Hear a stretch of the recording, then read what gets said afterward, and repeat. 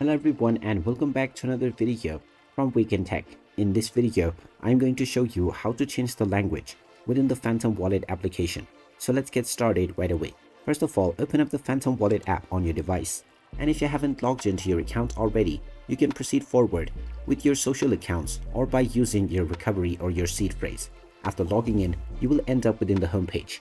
Now, if you wish to change the language for your application, just tap on your profile icon at the top left corner and then click on the gear icon at the top right. You will now be taken into the settings page. From here, click on Preferences and then tap on Display Language in order to change your language. Now, from the list of various different languages that are available, go ahead and click on the one that you wish to change into. Once you tap on your language, it will change the interface of the application to the language that you just selected right away.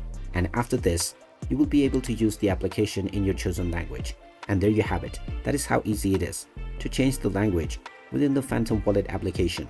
If you find this video helpful, make sure you hit that like button and subscribe to our channel if you haven't done so already.